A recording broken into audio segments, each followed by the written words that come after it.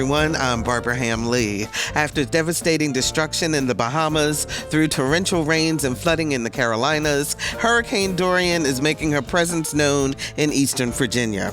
Rain, wind, but most of all, major flooding is what we're dealing with today. We revamped our program this noon to talk about the storm, what is yet to come, and how you are coping with this weather. We need to hear from you at 440-2665 or 1-800-940-2240. Let's ride out Dorian together here on Another View. Stay with us. We'll be right back.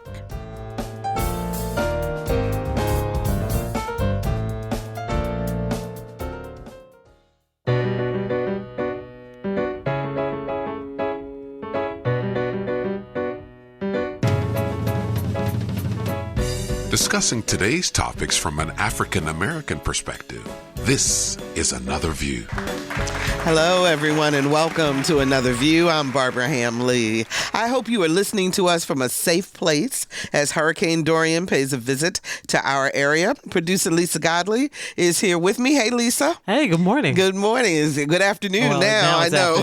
Yeah. We've been at this for a while, everybody.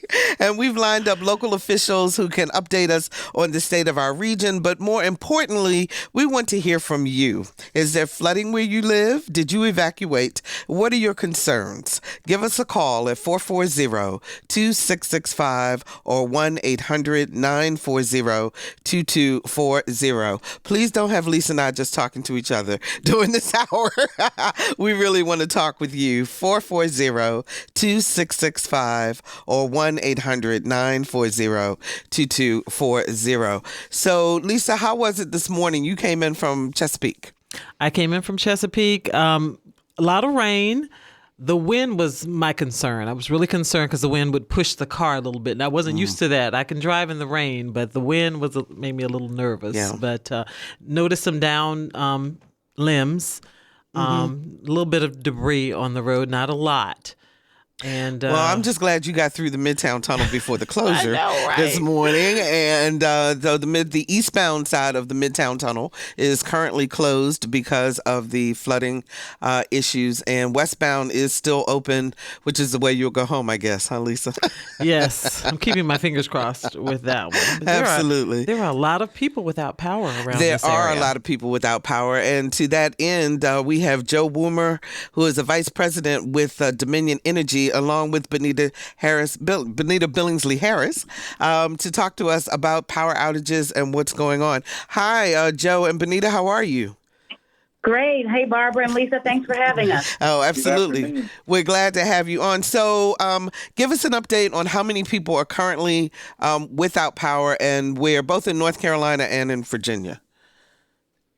Yeah, overall, Dominion Energy has about 80,000 customers presently without power, and it's split pretty evenly between the Tidewater area here in Virginia and our North Carolina territory. Is it mainly because of the wind? Is that what is causing most of the issue?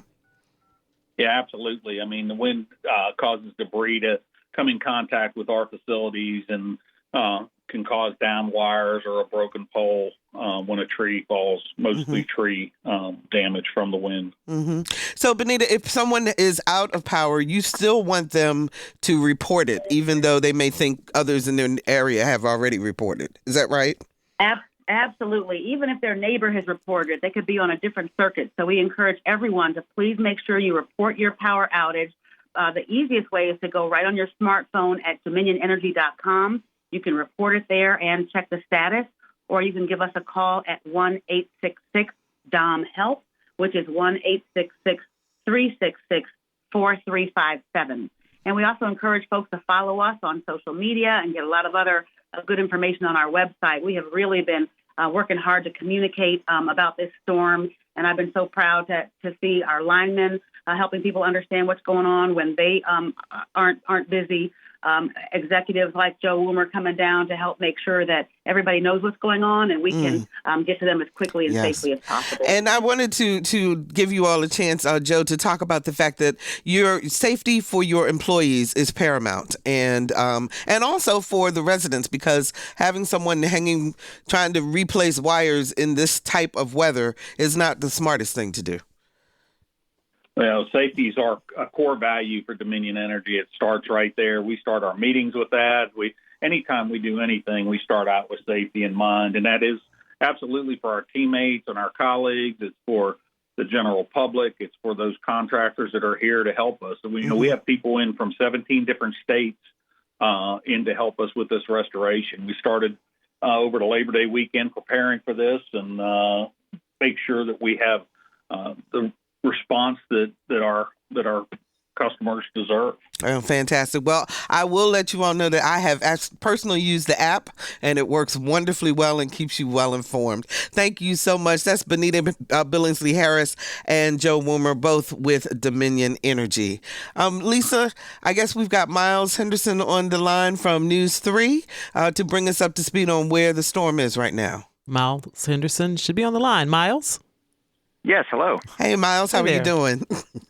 Doing well. Yourself? Good. We're doing great. Now we're actually inside right now, so we're happy about that. What's the latest with Dorian at this point? Right. So right now, Hurricane Dorian, the center of the storm is about 75 miles to the northeast of Cape Hatteras, and it's moving to the northeast. So it's going to continue moving away from the North Carolina and Virginia coastline as we go through the afternoon, and then continue to race off as we go through the evening. So the good news is that we're on the back half of the storm. The bad news is that we still have the whole second half of the storm to go. And the second half of the storm, that's the flooding? That's going to be our biggest concern for this afternoon. Obviously, we've seen a lot of rain so far, so that's bringing its own flooding concerns. But we're coming up on high tide. High tide at Sewell's Point is at 4 o'clock this afternoon, and so water levels are already coming up, and they're expected to reach into that major flooding category closer to high tide. Now, when you say major, give me a sense of what exactly you're talking about. How many feet are we talking about? So different locations have a different standard for what makes it major. But at Sewell's Point, today we're expected to reach to around 6.5 feet, which is towards the lower threshold of major flooding. That's the height of my husband. To put that in comparison, it's not going to be as high as Isabel or Irene or Sandy. Those levels were a little bit higher than that, but it is going to be in the ballpark. So we could see, as far as records go, we could see maybe a top 10 flood event at Sewell's Point this afternoon with that high tide. And how long does it take for the water to recede? It is going to go down at low tide. So, of course, low tide would come later tonight.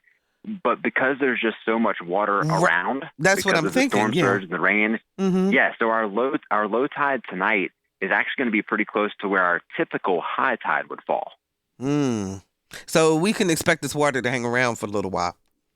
It's going to hang around for a while. This afternoon is going to be the worst high tide by far. As we go into Saturday and Sunday's high tides, they'll gradually step back down. So we could see some minor tidal flooding on Saturday, and then we'll drop down from there for the rest of the weekend. And let me ask you, Miles, are we expecting it to continue to rain this afternoon while we're also dealing with this high tide, or as the storm moves off, will the rain stop? The rain is going to taper off, so it's going to be moving out from west to east. So a lot of our inland counties will see the rain in first, and then our coastal areas will take a little while longer. So say Virginia Beach, you may not see the rain completely wrap up until 5 or 6, so kind of late afternoon. Where inland spots, it's going to be more like 1 or 2. Okay. All right. So the main message is, if you see flooding, stay away from it. Please don't drive through it, and please don't walk through it either, because it's not clean water. It's not clean water, and you don't know how deep it is. You may think you know how deep it is, but that's how people get stuck. That's how people's cars get messed up. So if you see water, don't try to drive through it. Okay, fantastic. We really appreciate it. That's Miles Henderson, meteorologist for News 3. They partner with us here at WHRV FM and help us during our weather coverage. So thanks so much, Miles. We'll be hearing from you again soon. Take care.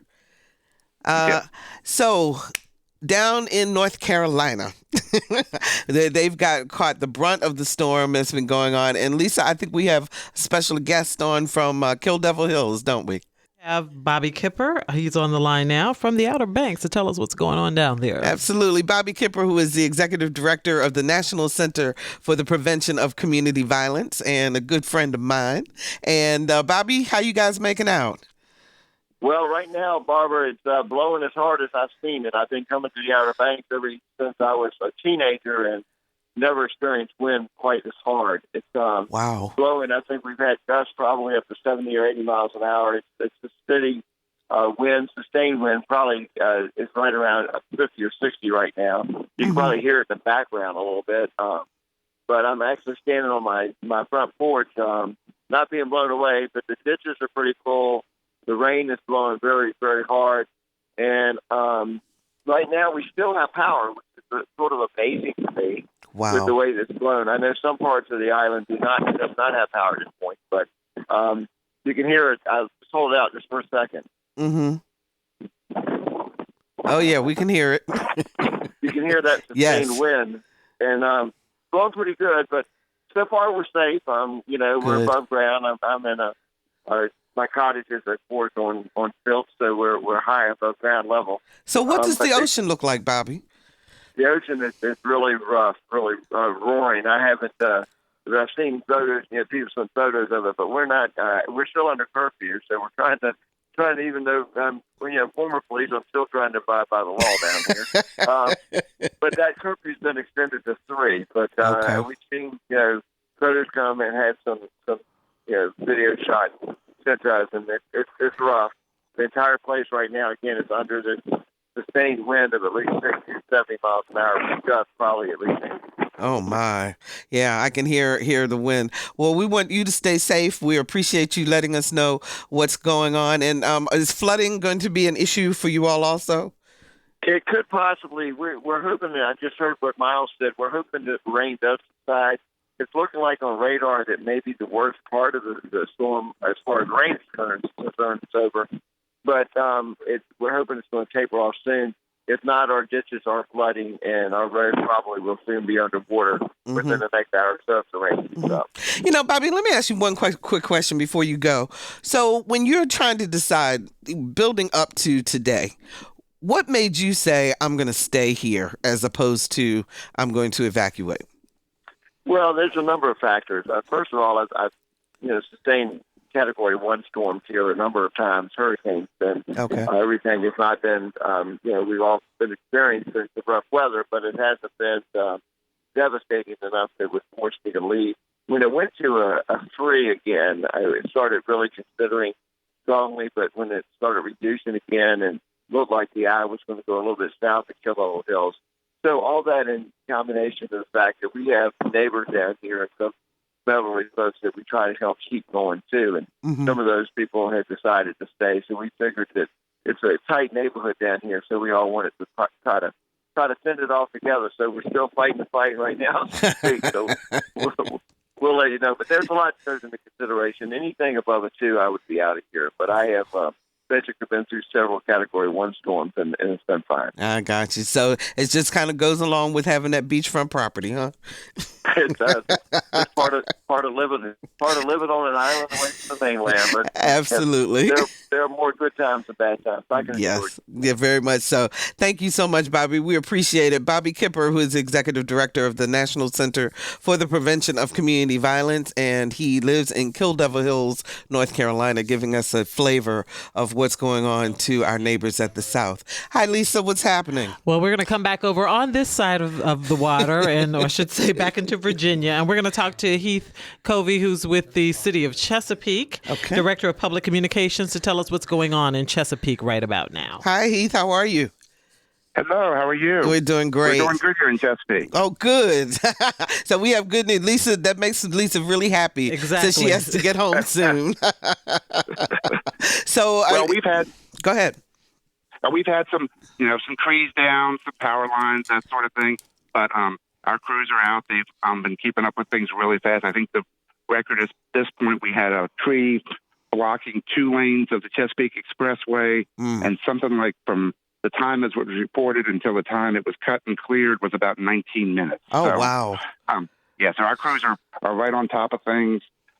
We do have some power lines that are down that have got traffic lights out, and we want to remind people, if you come to an intersection that the signals are out or they're flashing, you treat it like a 4-way stop and give the right...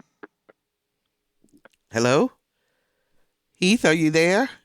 I am. Oh, there you are. Yes, you went away for a little bit. Oh, I'm sorry. So you're saying you had a four-way, treated as a four-way stop. That was the last we heard. Treated as a four-way stop, yep. And then if it's flashing or the lights are out. Okay. Any flooding in your area yet in Chesapeake? We've had a little bit of spot flooding here and there. We are expecting that around the time of high tide and on both sides of it, so basically from 2 to 6, that we will have significant tidal flooding, particularly in areas like near the Great Bridge Bridge, Cedar Road in Great Bridge, Dock Landing Road in Western Branch, those areas. And it's very possible, because of how high those tides are going to be, that we could actually have to close those roads. So we are encouraging people, if you need to, for your evening commute or whatnot, if you can leave early to avoid that problem, be clear of that area before the 2 to 4 time frame, or wait until after 6 when the water goes down. It will go down. It's just a matter we can't stop the tide. So sure. if we can try to work around, because having the Centerville Bridge is closed for maintenance right now, so we really want to try to get as much traffic away from those flood areas early as we can, since we know what's coming. Well, lots of businesses and schools and so forth are all closed. So are you encouraging people to just stay home if they absolutely don't have to go out? Absolutely. The safest place to be right now really is at home. Any road right now, and particularly again with the tide rise here later this afternoon, any road could be subject to flooding.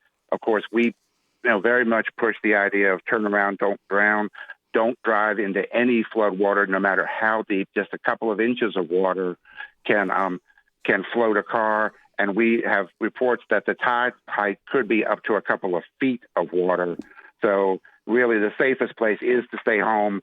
Wait, it's going to be a beautiful day tomorrow. If you've got damage, or we want you to report it to the city, you can call 382-CITY to report it.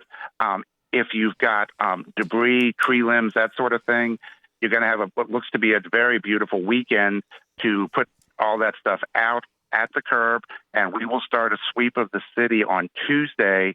You don't have to call or anything for bulk trash. Okay. Just put it out in piles. Make sure you don't put it like on top of the cable box or next to the mailbox or under power lines, because we pick that up with grapple trucks, as the big claw trucks. Oh, yeah. And we want to avoid that. If you can get it to the curb, Saturday, Sunday, even Monday, starting Tuesday, we'll start sweeping the city.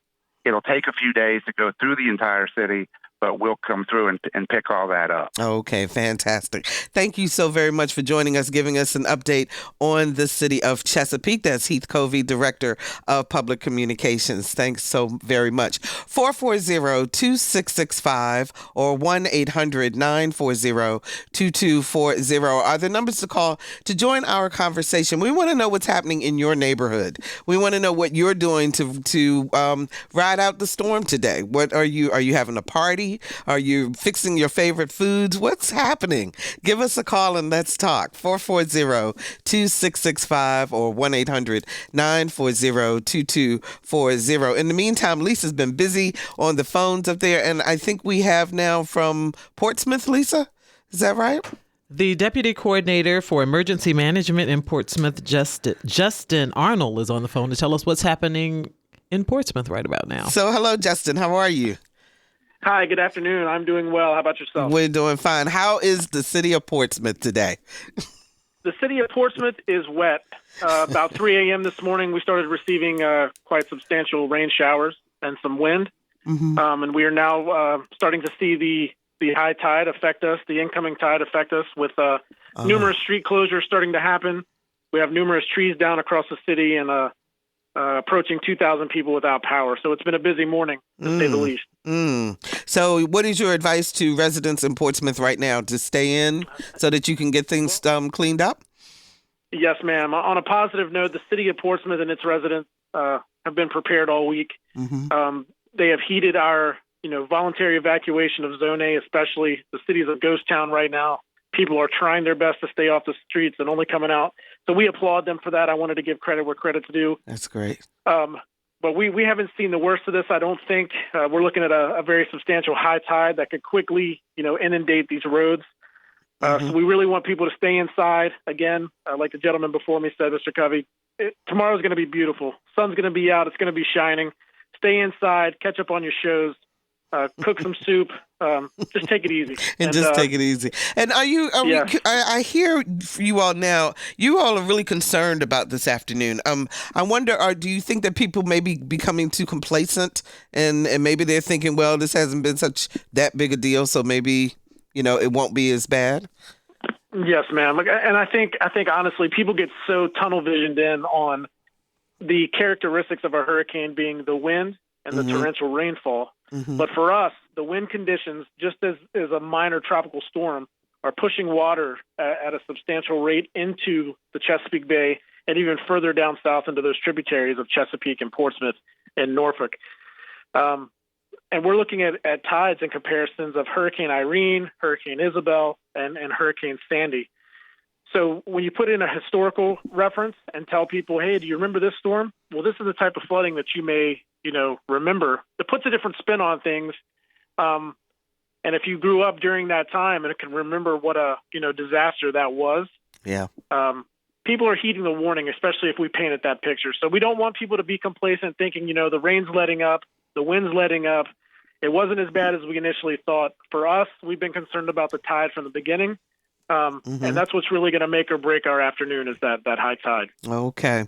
Well, we really appreciate you taking the time, Justin. We know you're really, really busy, and we wish you all the best in Portsmouth as we ride through this and begin the cleanup effort. Thank you so much for joining us today. That was Justin Arnold, Deputy Coordinator for Emergency Management in the city of Portsmouth. Let's jump on over to the largest city in our area, not land-wise, but population-wise, and that would be Virginia Beach. Erin Sutton joins us. She's the Director of Emergency Management for that wonderful city. And Erin, how are things in Virginia Beach? We are pleased that the inland wind and rain is not as significant, but of course along the coast they are getting battered and seeing beach erosion down there.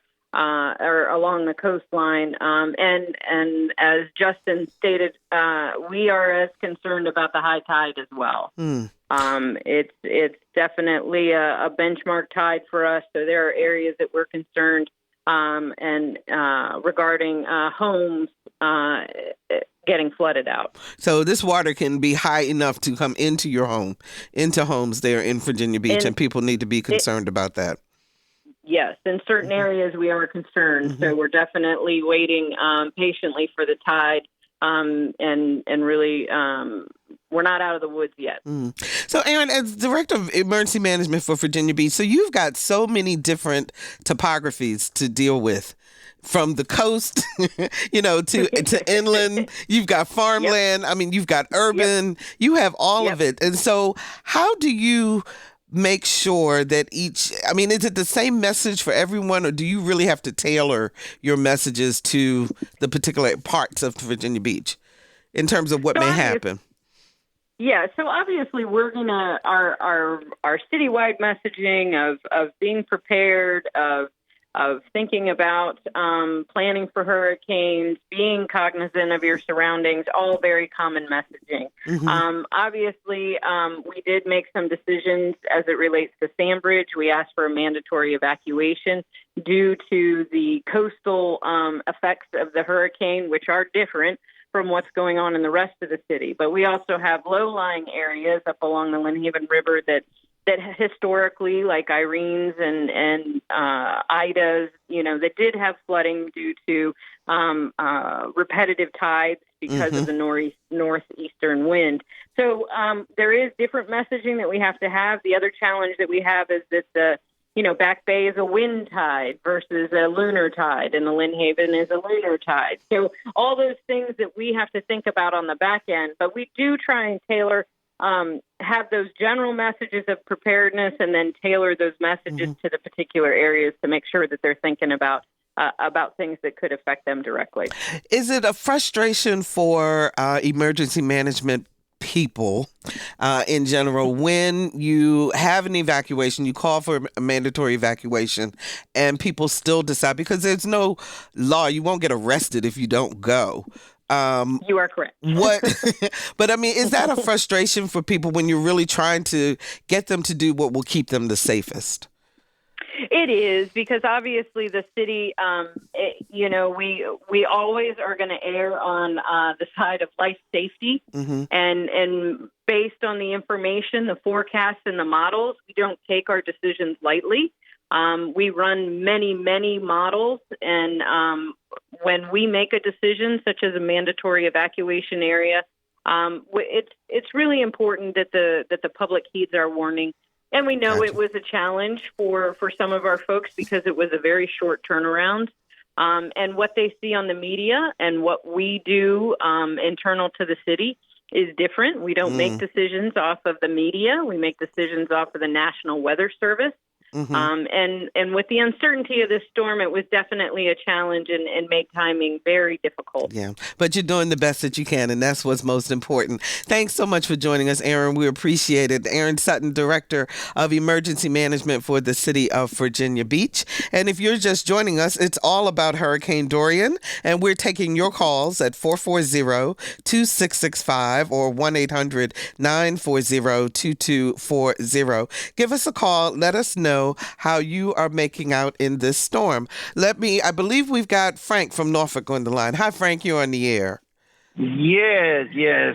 Good afternoon. Thank you for a wonderful program. Thank you. I think this bypasses everybody, not African Americans. Your program is wonderful for African Americans, but you're doing a great work. Yeah, let me just share the condition. I didn't have to drive, but I drove to return something, and the store was closed. I should have called first. The stores are closed. That's true. Yeah.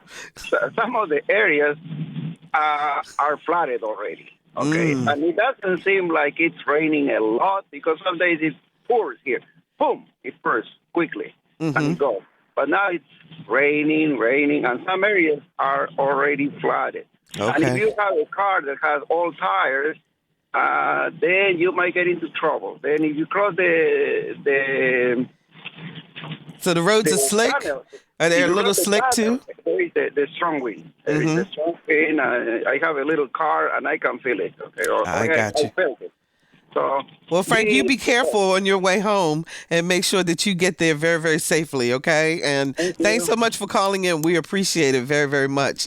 Let's move on to Diane Klink. She is the Director of Media and Community Relations for the City of Suffolk, which is the largest landmass of the cities in our Hampton Roads area. How are you, Diane? I'm doing great. Diana, thank you so much. Thank you. So how is Suffolk? What's going on there? We thankfully have fared very well when we consider what could have happened here. We've had minimal impacts, thankfully, overnight and throughout the early morning hours, but certainly we've not let our guard down. We know that we do still remain under a storm surge as well as tropical storm warnings, not to mention a flash flood watch. So we certainly want our citizens to know and take heed to certainly be prepared if necessary. Okay. And so are you as concerned about the flooding as the other cities that we've heard from so far? Well, with Suffolk, of course, we're more inland. We're over 430 square miles. We're, of course, Virginia's largest city. But we don't have quite the same flooding concerns, even though we do still have some, quite a few low-lying areas throughout our city as it relates to our Zone A residents. But we don't have quite the same concerns that some of our neighboring jurisdictions do with flooding issues. Well, that's good then. So things are pretty quiet then on that end. Certainly, we never like to use that Q word anytime it comes to dealing with any type of storm issues. We all know how that can sometimes backfire on us. But no, our citizens have thankfully, heeded our warnings, have basically stayed off the roads. Our roads are not that heavily traveled right now. We do want to make sure, of course, that if folks are out and about, that they certainly, if they see any high water, certainly not to traverse that, to certainly remain vigilant and very careful. Okay, thank you so much for joining us, Diana. We appreciate that. Diana Klink, the Director of Media and Community Relations for the City of Suffolk. And I've been waiting for this gentleman for all my life, Jim Riddick. Hi, Barbara. Director of Emergency Preparedness and Response for the City of Norfolk. How we doing, Jim? Well, first, it's so good to talk with you again. Absolutely. So, I mean, we're doing well. We've had some calls. Obviously, in Norfolk, there is the significant threat and concern about flooding. And where we are right now, we know it's going to get a lot worse. Okay. So we're looking at the major flood stage around 6.5 feet of our tidal surge, and it doesn't even take near that for us to see nuisance flooding. Exactly. So the flooding we're going to see isn't going to be nuisance. It's really going to be impassable and dangerous, and we really encourage folks not to drive through it because they will wreck their vehicle. Mm. Do we expect a lot of flooding within homes also? Do you think? Sure. Oh, yeah. I mean, because not only is it going to be significant tidal flooding for us, it's going to be further influenced by the rainfall. So all the mapping tools that we have shows inundation. It doesn't take into account the additional rainfall as well. So it's very possible. Certainly not to the level that people can imagine of Hurricane Katrina, but enough to do enough damage. I mean, just an inch or two of water inside a house can do significant damage. That's very, very true. So what do you tell people, Jim, who say, oh, come on, it's just a rainstorm. It's not that big a deal. Well, I would... That's a good question because there is a sense of complacency, and because we haven't really experienced a significant storm in recent vintage. I mean, if you remember Matthew, Irene, and a lot of people look at Isabel. I mean, those were major flooding events, and this is making its way right up there. Exactly. So we hope for the best. But our expectation and planning is for that worst case scenario. Okay. All right. Well, we know that you will be busy and taking care of information and sending out the information. I hope that citizens of Norfolk have gone to norfolk.gov and signed up for the alert system. It works. Thank you. I can tell you that from personal experience that it absolutely works, and it is a way for us to stay safe. So thanks so much, Jim. I appreciate it. Thank you, and thanks for everything you do. All right, thank you. That's Jim Riddick, Director of Emergency Preparedness and Response for the City of Norfolk. Let's go back to Miles Henderson with News 3 to give us an update on the weather. How you doing, Miles? Doing well. Okay. Well, we're still kind of in the same type of situation where we still have rain and wind across a big area. Okay. So not much has changed since the last time that we talked, but people should expect flooding this afternoon.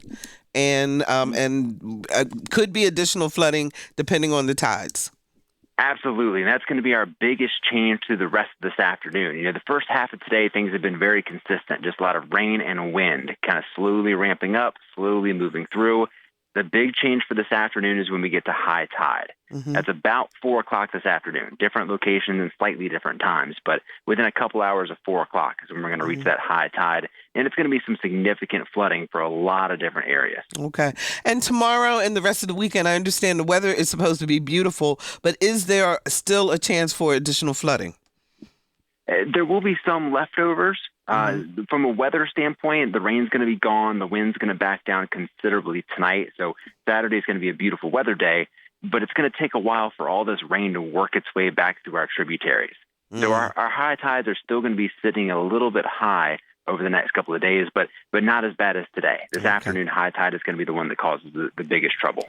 Well, we know you have been on the air since 4:30 this morning, and and you're still going strong. So we really appreciate you taking the time to talk with us here at Another View and WHRV, and we wish you all the best as you continue to bring us the updated information today on the weather. Thanks so much, Miles. That's Miles. Thank you. Happy to help. All righty. righty. Take care. Miles Henderson, the News 3 meteorologist, for their morning show and all things Dorian. Absolutely. So we appreciate it. What's going on, Lisa? How you doing? Hi, Barbara. We're going to go back across the water, and we're going to talk to Brian Marchese, the outreach coordinator, and Weeson Walker, the emergency manager for the city of Hampton, to tell us what's happening on their side of the water in their city. Oh, okay. Hello, guys. How you doing? Good morning or good afternoon. I know we get confused too, believe me. Been a little busy, but it's all good. Absolutely. What's going on in Hampton? I know you all have some water issues sometimes too. Well, what community around here doesn't, right? But what are you thinking about in terms of this afternoon and high tide? That's right. Yes, we're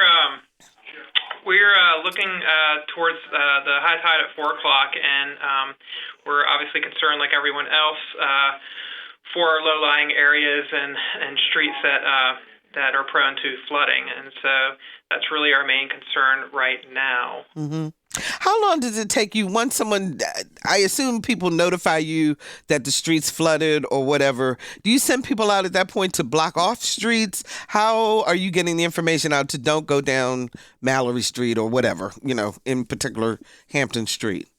As soon as we, so this is Weeson. When we work in the Emergency Operations Center, we get the road closures where areas are flooding, and we know there's the usual suspects that, folks know that flood who live in Hampton, and actually new residents who don't, but we do. As soon as we know that there's going to be flooding of this magnitude, we generally check those areas. In a myriad of ways. We've got cameras in some areas. We send public safety and public works crews out to check those areas, and if they need to block the roads, they automatically do that. And then Brian and his group and team in our marketing put it out on social media and through press releases, so we try to get the word out that way. Mm-hmm. Are most people paying attention and staying off the roads in Hampton today? Yeah, I think so. I think everybody just with the hurricane in general has been cautious and kind of keeping an eye on the weather and that type of thing to see what's going on. With flooding, obviously if you see any flooded waters, you should turn around and not take your chances and drive through it. I think that's one of the biggest messages, if we could just get people to pay attention to that, so that because it also puts first responders in danger because they have to go in and get you when you get stuck in water like that. And, Barbara, as little as 6 inches of water can take a car, and you could flood, you can lift it. Water is very buoyant, so we really tell folks, if you see water, take the time, just turn around. And the slogan is turn around, don't drown. Yeah. And rising water, when it comes very fast. But flood-prone areas, we really want people to be careful. And we're hoping with the better forecast of, as we get through, Dorian moves right by us with the winds and the rain slowing down during, right around high tide. Mm-hmm. And then once that goes down, it looks like we will be in a much better place. Okay. We thank you guys so much, and keep us all informed and the citizens of Hampton informed too. That is Brian Marchese and Weeson Walker. Thank you so much for joining us here on Another View. We appreciate it. Y'all take care. So Norfolk Redevelopment and Housing Authority Chief Housing Officer Donna Mills joins us. Hey, Donna. Hi, Barbara. How you doing? Today? I'm doing good. How are our properties in NRHA doing in terms of the weather? Because we know that flooding, particularly for places like Tidewater Gardens, is a major issue. It is, and so far it has not been that big of a concern for us. We've had some minor flooding along City Hall Avenue. Okay. And then the intersection of Walk and Charlotte Street, which is our Tidewater Gardens area. But overall, it's minor. We do not have a huge concern at this point. However, we are continuing to assess the area, especially during the high tide, which is later this afternoon. Yes, that seems to be the biggest thing. While I have you, Donna, there is a big landlord summit that is coming up on September the 12th. Can you tell us a little bit about it? Yes, definitely. So we are partnering with the city of Norfolk, and we are sponsoring the Landlord Summit at Old Dominion University on Thursday, September the 12th from 8 to 3 o'clock. and it is a summit to provide information and resources to landlords in the area. We have a number of great speakers presenting that day, and we will include refreshments, lunch, and breakfast. So we are asking for landlords to come out and join us for this summit. Absolutely. And you can register at landlordsummit.eventbrite.com. And Donna, we thank you so much for calling in and giving us an update on NRHA and You're also welcome. the properties. You take care and have a good weekend. You too. Alrighty. You too, Barbara, and be safe. Thank you. You too. Thank you. Benita. Lisa. Are we going to Kathleen Parrott now? That's right, because once the water recedes, there are some problems often, and you need to know how to take care of them. Absolutely. Kathleen Parrott is the professor of residential housing design and former extension housing specialist with the Virginia Tech Extension Office. How are you, Kathleen? I'm just fine. Good. How are you all doing? I guess we should be more concerned about you all. Yeah, I know. You're a little far away from the coast, so you're not worried about the tidal flooding and so forth that's coming this way. But I wanted to talk with you because with this flooding that they're talking about, at some point, especially if it gets in your home, and it has to go away at some point, but there are things that you need to be concerned about, particularly with mold once flooding occurs. So I'm wondering if you can give our listeners some tips on what they need to think about in terms of cleanup once the flooding has receded. Absolutely. For the first, big thing is where you can prevent it so that you don't have mold growth. Because once materials get wet, and particularly anything that's organic, fiber, wood, or anything that has an organic film on it, as in it's not clean. It only takes usually less than 24 hours, particularly in the warmer weather, for the mold growth to start happening. And so, if there's things you can get up or you things that you can get dried out quickly, then prevention is actually the first thing that you want to think about. Okay. In a flooding situation, that isn't always possible. So then when you are starting to look at mold growth, one of the things to keep in mind is that you're looking at that mold growth, but there's a lot of mold spores in the air around you. So you do want to think of your own health. If you're going to be starting to clean these objects or do some cleaning up, you will want to protect yourself, protect your skin, protect your respiratory system from inhaling the mold. So that's a mask and gloves and things of that nature?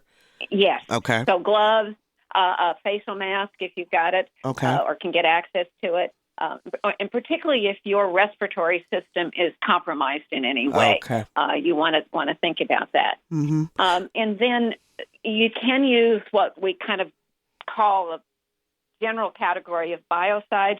Most people will be familiar with that chlorine bleach will kill mold. Well, breathing in chlorine bleach or absorbing it into your skin is also toxic. So if you're going to be using chlorine to help clean that up, again, you want to protect your body, you want to protect your respiratory system, you want to protect it from splashing in your eyes as well. Is there a threshold, and I don't mean to cut you off, but we only have a little bit more time left. Is there a threshold where you just should say, I'm going to get a professional in here to take care of it? Actually, there is a threshold that we talk about in terms of cleaning up after mold. We talk about small, medium, and large mold contamination. Small being less than about 10 square feet. So if you laid out blankets or you've got it in a wall or something like that, most people can clean that up and remove it without needing professional help. Gotcha. When you get to closer to 100 square feet, then over that, you absolutely should have a professional because you're into not only the mold itself being toxic to you, but the cleanup materials and whatever they use. So that's kind of the threshold. In that between 10 and 100, it depends on your willingness to do it and how much you will protect yourself and what the materials are that are contaminated and so on. So it kind of is that gray area that we always know about. Well, that's very helpful, though. Kathleen Parrott, thank you so very much for joining us to give us just a little bit of information about what it may take once this flooding is absolutely over. Kathleen is the professor of residential housing design and former extension housing specialist with Virginia Tech Extension Office. Thank you so much. Let's see. I understand Virginia Beach Police are asking people not to drive on the boardwalk, and they are giving out tickets. So pay attention, folks. They're asking people not to drive on the boardwalk, and they are giving out tickets. Let's talk to Mayor McKinley Price in Newport News. Hi, Mayor Price. How are you?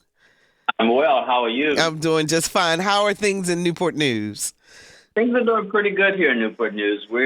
Our main concern is, of course, the high tides and the flooding, but we're monitoring that.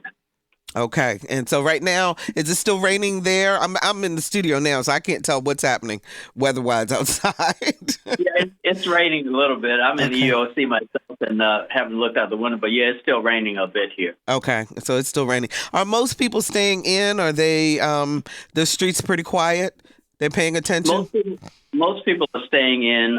Right now is our concern, as I said, is the storm surge. We expect between now and 4 o'clock to be the highest tide. So we're just making sure that people don't drive through water.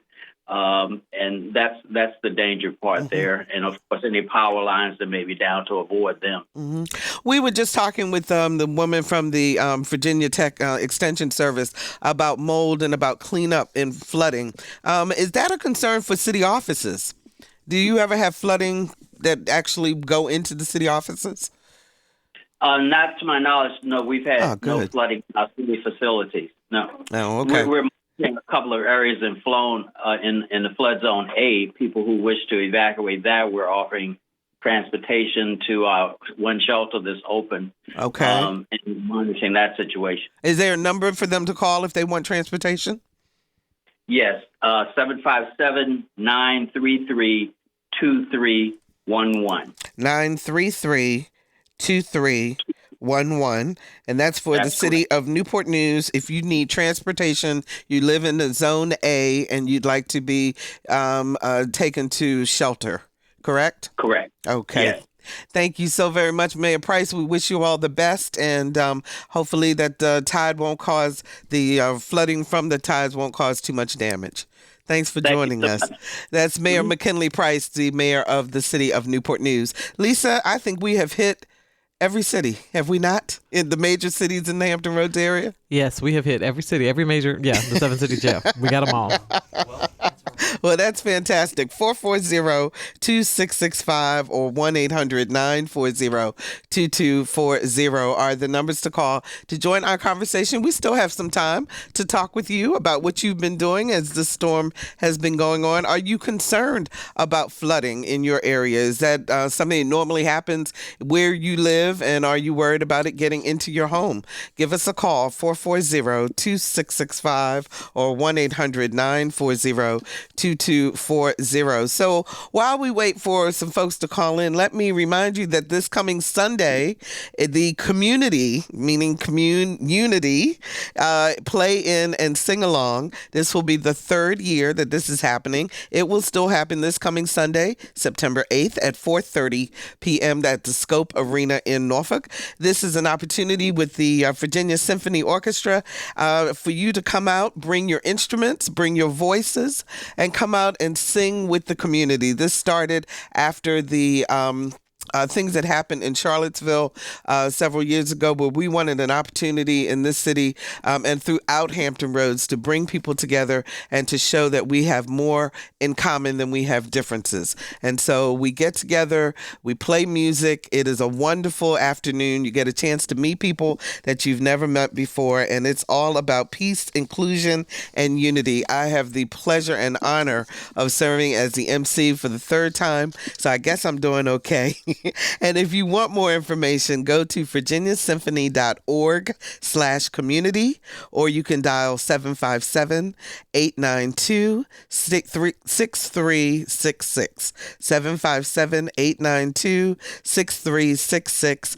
It is free. It is open to everyone, and we really want you to come out. So that's for the community play-in and sing-along this coming Sunday, the September the 8th at 4:30 p.m. Let's talk. Okay. We are about to wrap up. There are a lot of things that have been canceled for today, but I think the major thing to remember for everyone is that it is better to just stay in, relax, enjoy the day, and stay away from tidal flooding. This flooding this afternoon, everyone has said, from the emergency management folks all the way down to the meteorologists, to everyone who is covering this storm, that the worst is yet to come, if you will, in terms of this flooding. So let's pay attention. If you're out driving, try to get your running around done now and get back in the house before major streets start flooding. If you get to a place where it is flooded, please don't try to drive through it, because if you get stuck in the middle, then you're also not only putting your own life in danger, but you're also putting the lives of the first responders who will have to come to rescue you in danger too. If you see downed power lines, call dom.com. Go online, dom.com, and report it. Don't touch them. Obviously, they're live. Don't let your children go outside and play in the floodwaters. They are not clean waters. There are all kinds of things, including snakes and fish, that are floating through those floodwaters. So it is not something that you want to allow them to play around in. This is dangerous stuff, folks, and we want, even though we have not experienced the worst of what was going on in terms of the storm, this is still something that is very, very serious for our area. It is our job here at WHRV and on Another View to try to bring you the latest information that we can all the time to keep you safe, to keep you informed, and we really appreciate the fact that you do spend time with us. So, Lisa, any last words of advice or comments that you want to make? I would just say, if you don't have to be out in it, stay at home, relax, enjoy the day off, and stay safe. And I do want to say, today is a closed day for WHRO Public Media, but except for those of us who are essential personnel. So everyone you've heard on the air, plus some our behind-the-scenes folks, our brand new news director, Beck, is here. She's been hanging in with us, and Chuck Dowd, our head of radio programming, is here, and all the engineers are here. These are dedicated folks who understand that it is most important that we stay on the air, that we bring you the information that you need in a timely and an accurate way. And so we want you to be safe, and we want you to join us next week, because we'll be back to regular programming. We hope no more storms coming through. And we've got the award-winning roundtable coming up very, very soon. So lots of things that are happening. If you haven't checked, there is an article within the Virginian Pilot that gives you a list of everything that has been canceled and things that are not happening. So for most part today, just call it a day, watch a good movie, and have a good time. So thank you so much for joining us today for Another View. And just a reminder that all of the podcasts of our show can be found at anotherviewradio.org. And you can also sign up for our eView newsletter. It's a once-a-week reminder of upcoming shows, and we really appreciate you doing that. And while you're there, we can also find us on Facebook, and I'm on Twitter at Barbara Ham Lee. So follow us on social media. Sign up for our eView newsletter. Next week on Another View is the Another View Roundtable with intelligent commentary on today's issues. Our theme music was composed and performed by Jay Sennett. Lisa Godley is our show producer. Todd Washburn is our audio engineer. And Jonah Grankowitz of Hearsay with Kathy Lewis fame answered our phones. I'm Barbara Ham Lee. Stay safe in this storm, everyone. And thank you so very, very much for listening to Another View.